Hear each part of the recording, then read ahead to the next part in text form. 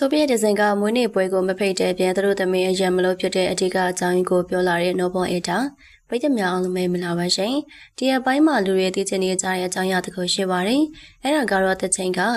အရင်ကအတွေ့ညီခဲ့ကြတဲ့ကျင်းဖော်သူငယ်ချင်း၃ယောက်တည်းကဆိုဗီယက်ဒီဇိုင်ရဲ့အရေးကြီးဆုံးနေ့ရက်တွေမှာနော်ဘောအေတာကိုဘာကြောင့်မတွေ့ရလဲဆိုတဲ့အမေခွန်ပါ။အခုတော့ဆိုဗီယက်ဒီဇိုင်မွေးနေ့ပွဲမှာနော်ဘောအေတာကိုမမြင်တွေ့ရတဲ့အတွက်နော်ဘောအေတာကိုယ်တိုင်ရှင်းပြလာပါတယ်။ပိတ်တဲ့0မမိကြအောင်မေလို့တင်ပါတယ်။လွန်ခဲ့တဲ့နေ့တွေက MRT4 ရဲ့ဇလန်တွေဖြစ်တဲ့ကျင်းဖော်ဇလန်တွေမှာမင်းသမီးကျော်လေးတွေဖြစ်တဲ့ဆိုဗီယက်ဒီဇိုင်ဝေလာရီနဲ့နော်ဘောအေတာတို့ရဲ့တန်ရုံးစင်ကျမတဲ့သူငယ်ချင်းတန်ရုံးစင်တွေကတော့ဒီကိကိုအားကြစရာပါ။စကားတင်မှသမတ်ကအပြန်လောကမှာပါခင်နေရင်နေမှုကပြည်သူရဲ့တော်တော် friendship တစ်ခုလိုပါပဲ။ဘဲသွားအတူတူဘာလို့တူတူဆိုရဲသူတို့၃ယောက်ရဲ့ပုံရိပ်တွေကပြည်သူရဲ့မျက်စိထဲမှာဆွဲထင်နေကြတာပါ။ပျော်ရွှင်စရာပွဲလေးကပျော်ဆုံးနေတဲ့သူငယ်ချင်းတယောက်ဒီလိုခိုင်မာပါတယ်ဆိုရဲသူငယ်ချင်းတန်ရုံးစင်ကိုမကြသေးမီကမင်းသမီးချောဆိုဗီယက်ဒီဇိုင်ရဲ့33နှစ်ပြည့်မွေးနေ့မှာမေကွန်ထုတ်စရာတွေဖြစ်လာခဲ့ပါတယ်။အာရီပွဲကဆိုဗီယက်ဒီဇိုင်အတွက်မွေးနေ့ပွဲတက်မဟုတ်ပဲချစ်တူဖြစ်တဲ့ဟင်ဝီရဲ့လက်ထက်ခွင့်တောင်းကြတဲ့ဘဝရဲ့အမတ်တရားနေ့လေးလည်းဖြစ်ပါတယ်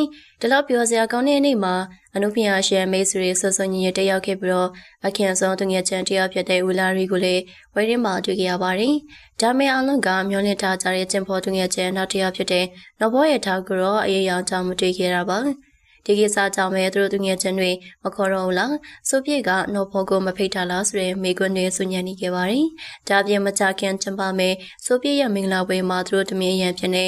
ဝေလာရီနဲ့ချိုလေးတို့ကိုရွေးချယ်ထားပြီးတော့အဲဒီစရင်ထဲမှာနော်ဘောအေထားမပေါဝင်တာက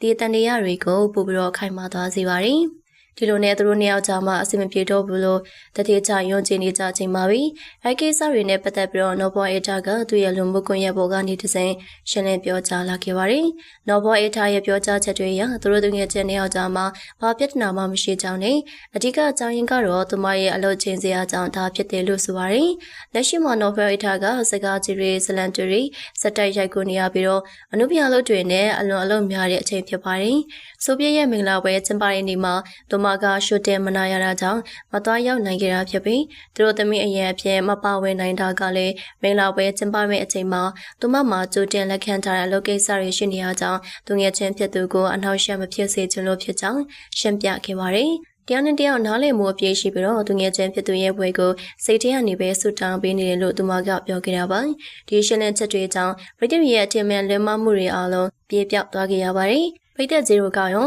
ဒီလိုလုပ်တွေကြောင့်သူငယ်ချင်းတွေနဲ့အဆက်အသွယ်ပြတ်မသွားအောင်ဘလို့ထိန်သိမ်းကြလဲဆိုတာမျှဝေပေးခဲ့ကြပါအောင်ရှင်။နောက်လည်းစိတ်ဝင်စားဖွယ်ရာအကြောင်းအရာတွေနဲ့အတူတင်ဆက်ပေးသွားမှာဖြစ်လို့ကျွန်တော်ရဲ့ channel လေးကို like and subscribe လုပ်ခဲ့ပါနော်။